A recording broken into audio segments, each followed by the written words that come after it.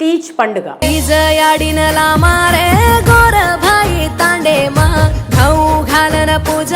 బంజారాలు అత్యంత వైభవంగా భక్తి శ్రద్ధలతో జరుపుకునే ప్రధానమైన పండుగ తీజ్ పండుగ. ముఖ్యంగా తండాలలో ఉన్న ఈడుకొచ్చిన అమ్మాయిలకు ఎంతో ఇష్టమైన ఉత్సవం ఇది. అయితే అసలు ఈ తీజ్ ఉత్సవం ఎందుకు చేస్తారు, ఈ పండుగకున్న ప్రత్యేకత ఏంటి, ఎలా మొదలైంది అనే వివరాలు ఇప్పుడు తెలుసుకుందాం.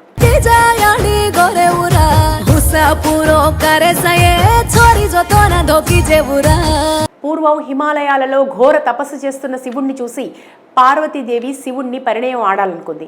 అదే సమయంలో శివుడు తపస్సు చేస్తున్న ప్రదేశంలోనే ఉండిపోయి ఆయన దృష్టిని ఆకర్షించాలని పరిచర్యలు ప్రారంభించింది పార్వతి. ఎంతకు శివుడు దృష్టి సారించకపోవడంతో పార్వతీదేవి కూడా తపస్సుకు ఉపక్రమించింది. పార్వతీదేవి భక్తిని మెచ్చిన శివుడు ఏమి కావాలని అడగగా పార్వతి శివుడితో నన్ను పరిణయం ఆడాలని కోరింది.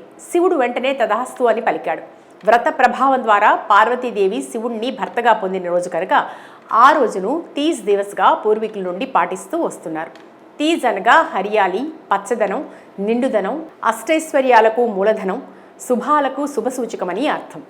బంజారాల సంచార జీవనంలో సమయాభావం, పరిస్థితుల కారణంగా పెళ్లిడు వయసున్న యువతి యువకులు జానపద కళలు, భక్తి అంతగా ప్రదర్శించుకునే అవకాశం దొరకదు. శివపార్వతుల వల్ల ఏర్పడిన తీజ్ పండుగ ఉత్సవాన్ని ఆ కాలం నుండి బంజారా గోర్ సమాజ్ 9 రోజులుగా భక్తి శ్రద్ధ ఆటపాటలతో నిర్వహించుకుంటూ వస్తున్నారు. దక్షిణ భారతంలో బంజారాల సంస్కృతి సాంప్రదాయాలకు ప్రతీక అయిన తమదైన ఏకైక తీజ్ పండుగను ప్రతి తండాలో ప్రతిష్టాత్మకంగా అత్యంత నియమనిష్టలతో నిబంధనలతో 9 రోజులు ఆడపిల్లలు గోధుమలను బట్టల్లో పెంచుతారు. బంజారా ప్రకృతి పూజారులు అనడానికి ఈ తీజ్ పండుగే నిదర్శనం. దేశ విదేశాల్లో ఉన్న బంజారా కూడా ఈ పండుగకు ప్రాముఖ్యతనిస్తారు. ప్రతి తండాలో ప్రతిష్టాత్మకంగా అత్యంత నియమ నిష్టలతో నిబంధనలతో 9 రోజులు ఆడపిల్లలు గోధుమలను బుట్టలలో పెంచుతారు. బంజారాలు ప్రకృతి పూజారులు అనడానికి ఈ తీజ్ పండుగే నిదర్శనం.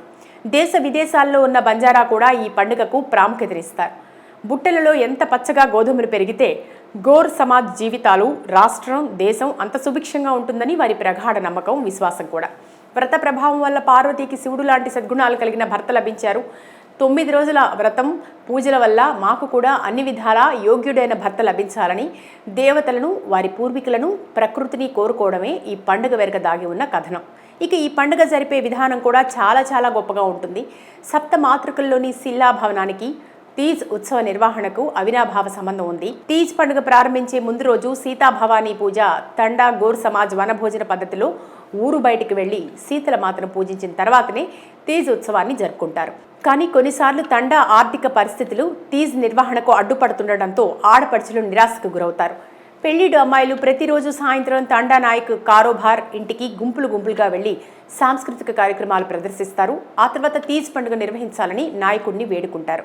నాయక్ తండా వారితో సంప్రదించి నిర్వహించాలా లేదా అనే నిర్ణయాన్ని తీసుకుంటారు. తీజ్ నిర్వహణకు తండా నాయకునికి అనుమతి లభించిన తర్వాత 9 రోజులు ఈ కింది కార్యక్రమాలు నిరంతరంగా నిర్వహిస్తారు. జూలై మాసంలో ఒక మంగళవారం రోజు సప్తమాతృకల్లో ఒకరైన సీతాభవానికి పేరుతో తండా గోర్ సమాజ్ వనభోజనం పద్ధతిలో బయటికి వెళతారు.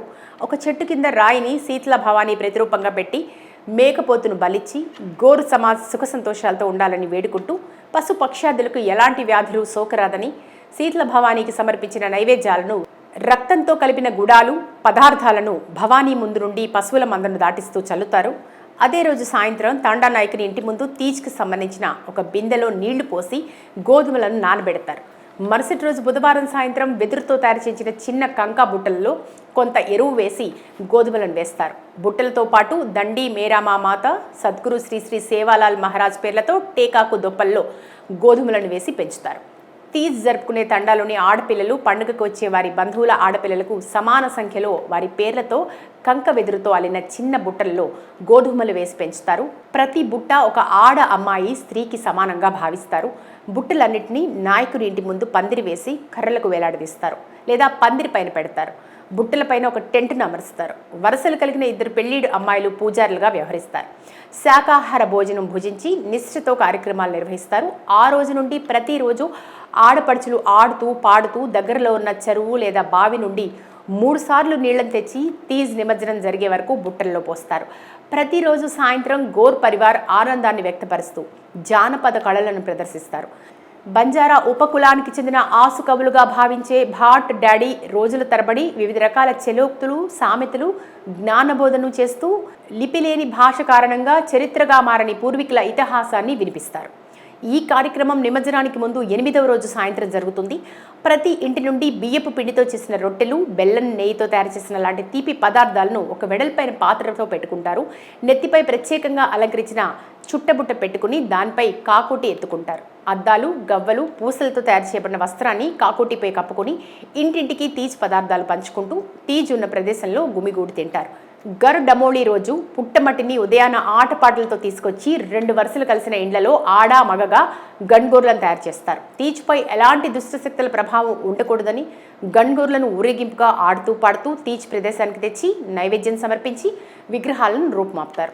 ఫలితంగా ఎలాంటి చెడు ప్రభావం గోర్ పరివార్ పైన పడకూడదని అర్థం. 9వ నిమజ్జనం గురువారం రోజు ఉదయం శ్రీ సేవాలాల్ మహారాజ్కి బండారో పెట్టి దండి మేరమ్మ యాడికి మేకపోతును బలిస్తారు.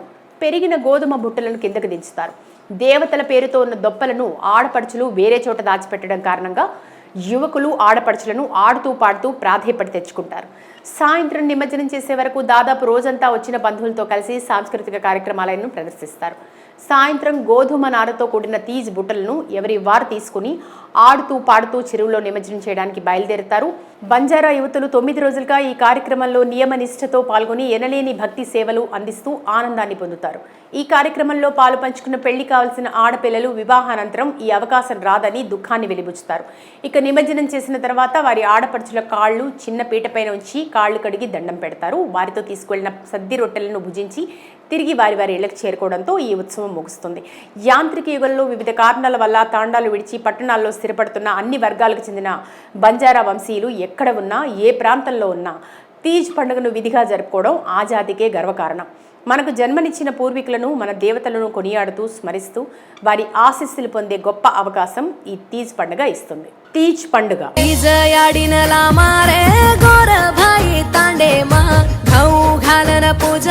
బంజారాలు అత్యంత వైభవంగా భక్తి శ్రద్ధలతో జరుపుకునే ప్రధానమైన పండుగ తీజ్ పండుగ.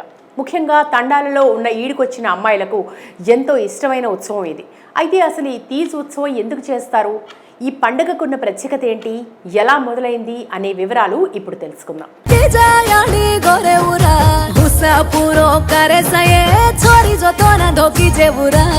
పూర్వం హిమాలయాలలో ఘోర తపస్సు చేస్తున్న శివుణ్ణి చూసి పార్వతీదేవి శివుణ్ణి పరిణయం ఆడాలనుకుంది. అదే సమయంలో శివుడు తపస్సు చేస్తున్న ప్రదేశంలోనే ఉండిపోయి ఆయన దృష్టిని ఆకర్షించాలని పరిచర్యలు ప్రారంభించింది పార్వతి. ఎంతకు శివుడు దృష్టి సారించకపోవడంతో పార్వతీదేవి కూడా తపస్సుకు ఉపక్రమించింది. పార్వతీదేవి భక్తిని మెచ్చిన శివుడు ఏమి కావాలని అడగగా పార్వతి శివుడితో నన్ను పరిణయం ఆడాలని కోరింది. శివుడు వెంటనే తదాస్తు అని పలికాడు. వ్రత ప్రభావం ద్వారా పార్వతీదేవి శివుణ్ణి భర్తగా పొందిన రోజు కనుక ఆ రోజును తీజ్ దివస్గా పూర్వీకుల నుండి పాటిస్తూ వస్తున్నారు. తీజ్ అనగా హరియాలి, పచ్చదనం, నిండుదనం, అష్టైశ్వర్యాలకు మూలధనం, శుభాలకు శుభసూచకమని అర్థం. బంజారాల సంచార జీవనంలో సమయాభావం, పరిస్థితుల కారణంగా పెళ్లిడు వయసున్న యువతి యువకులు జానపద కళలు, భక్తి అంతగా ప్రదర్శించుకునే అవకాశం దొరకదు. శివపార్వతుల వల్ల ఏర్పడిన తీజ్ పండుగ ఉత్సవాన్ని ఆ కాలం నుండి బంజారా గోర్ సమాజ్ 9 రోజులుగా భక్తి శ్రద్ధ ఆటపాటలతో నిర్వహించుకుంటూ వస్తున్నారు. దక్షిణ భారతంలో బంజారాల సంస్కృతి సాంప్రదాయాలకు ప్రతీక అయిన తమదైన ఏకైక తీజ్ పండుగను ప్రతి తండాలో ప్రతిష్టాత్మకంగా అత్యంత నియమనిష్టలతో నిబంధనలతో 9 రోజులు ఆడపిల్లలు గోధుమలను బట్టల్లో పెంచుతారు. బంజారా ప్రకృతి పూజారులు అనడానికి ఈ తీజ్ పండుగే నిదర్శనం. దేశ విదేశాల్లో ఉన్న బంజారా కూడా ఈ పండుగకు ప్రాముఖ్యతనిస్తారు. ప్రతి తండాలో ప్రతిష్టాత్మకంగా అత్యంత నియమ నిష్టలతో నిబంధనలతో 9 రోజులు ఆడపిల్లలు గోధుమలను బుట్టలలో పెంచుతారు. బంజారాలు ప్రకృతి పూజారులు అనడానికి ఈ తీజ్ పండుగే నిదర్శనం. దేశ విదేశాల్లో ఉన్న బంజారా కూడా ఈ పండుగకు ప్రాముఖ్యతనిస్తారు. బుట్టలలో ఎంత పచ్చగా గోధుమలు పెరిగితే గోర్ సమాజ్ జీవితాలు, రాష్ట్రం, దేశం అంత సుభిక్షంగా ఉంటుందని వారి ప్రగాఢ నమ్మకం, విశ్వాసం కూడా. వ్రత ప్రభావం వల్ల పార్వతీకి శివుడు లాంటి సద్గుణాలు కలిగిన భర్త లభించారు. 9 రోజుల వ్రతం పూజల వల్ల మాకు కూడా అన్ని విధాలా యోగ్యుడైన భర్త లభించాలని దేవతలను, వారి పూర్వీకులను, ప్రకృతిని కోరుకోవడమే ఈ పండుగ వెనుక దాగి ఉన్న కథనం. ఇక ఈ పండుగ జరిపే విధానం కూడా చాలా చాలా గొప్పగా ఉంటుంది.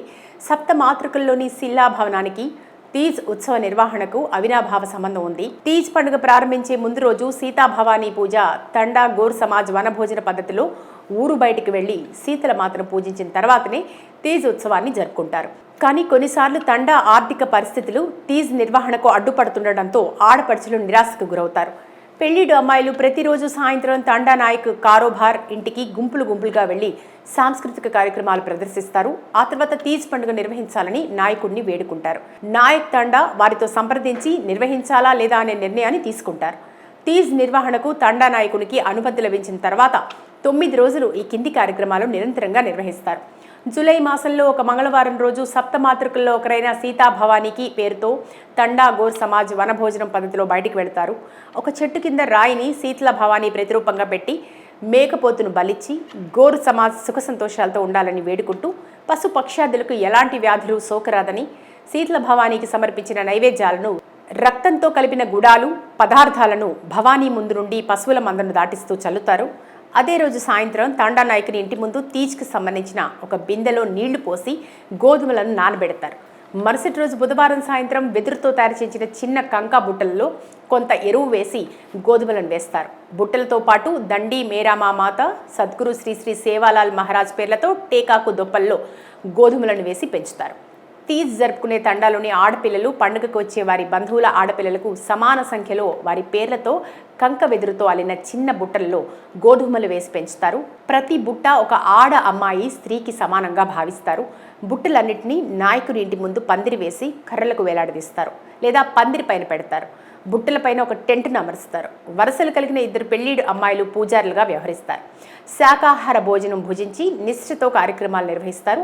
ఆ రోజు నుండి ప్రతిరోజు ఆడపడుచులు ఆడుతూ పాడుతూ దగ్గరలో ఉన్న చెరువు లేదా బావి నుండి 3 సార్లు నీళ్లను తెచ్చి తీజ్ నిమజ్జనం జరిగే వరకు బుట్టల్లో పోస్తారు. ప్రతిరోజు సాయంత్రం గోర్ పరివార్ ఆనందాన్ని వ్యక్తపరుస్తూ జానపద కళలను ప్రదర్శిస్తారు. బంజారా ఉపకులానికి చెందిన ఆసు కవులుగా భావించే భాట్ డాడీ రోజుల తరబడి వివిధ రకాల చెలోక్తులు సామెతలు జ్ఞానబోధను చేస్తూ లిపిలేని భాష కారణంగా చరిత్రగా మారని పూర్వీకుల ఇతిహాసాన్ని వినిపిస్తారు. ఈ కార్యక్రమం నిమజ్జనానికి ముందు 8వ రోజు సాయంత్రం జరుగుతుంది. ప్రతి ఇంటి నుండి బియ్యపు పిండితో చేసిన రొట్టెలు, బెల్లం, నెయ్యితో తయారు చేసిన లాంటి తీపి పదార్థాలను ఒక వెడల్పైన పాత్రతో పెట్టుకుంటారు. నెత్తిపై ప్రత్యేకంగా అలంకరించిన చుట్టబుట్ట పెట్టుకుని దానిపై కాకుటి ఎత్తుకుంటారు. అద్దాలు, గవ్వలు, పూసలతో తయారు చేయబడిన వస్త్రాన్ని కాకుటిపై కప్పుకొని ఇంటింటికి తీజ్ పదార్థాలు పంచుకుంటూ తీజ్ ఉన్న ప్రదేశంలో గుమిగూడి తింటారు. గర్ డమోళీ రోజు పుట్టమట్టిని ఉదయాన ఆటపాటలతో తీసుకొచ్చి 2 వరుసలు కలిసిన ఇండ్లలో ఆడా మగగా గన్గోర్లను తయారు చేస్తారు. తీజ్పై ఎలాంటి దుష్టశక్తుల ప్రభావం ఉండకూడదని గన్గోర్లను ఊరేగింపుగా ఆడుతూ పాడుతూ తీజ్ ప్రదేశానికి తెచ్చి నైవేద్యం సమర్పించి విగ్రహాలను రూపుమాపుతారు.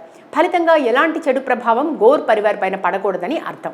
9వ నిమజ్జనం గురువారం రోజు ఉదయం శ్రీ సేవాలాల్ మహారాజ్కి బండారో పెట్టి దండి మేరమ్మ యాడికి మేకపోతును బలిస్తారు. పెరిగిన గోధుమ బుట్టలను కిందకు దించుతారు. దేవతల పేరుతో ఉన్న దొప్పలను ఆడపడుచులు వేరే చోట దాచిపెట్టడం కారణంగా యువకులు ఆడపడుచులను ఆడుతూ పాడుతూ ప్రాధేయపడి తెచ్చుకుంటారు. సాయంత్రం నిమజ్జనం చేసే వరకు దాదాపు రోజంతా వచ్చిన బంధువులతో కలిసి సాంస్కృతిక కార్యక్రమాలను ప్రదర్శిస్తారు.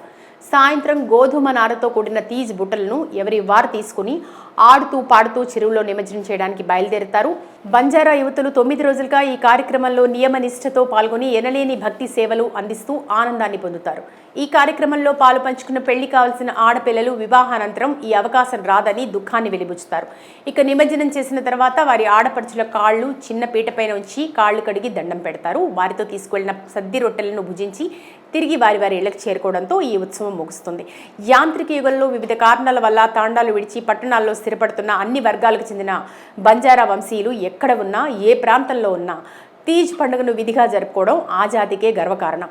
మనకు జన్మనిచ్చిన పూర్వీకులను మన దేవతలను కొనియాడుతూ స్మరిస్తూ వారి ఆశీస్సులు పొందే గొప్ప అవకాశం ఈ తీజ్ పండుగ ఇస్తుంది.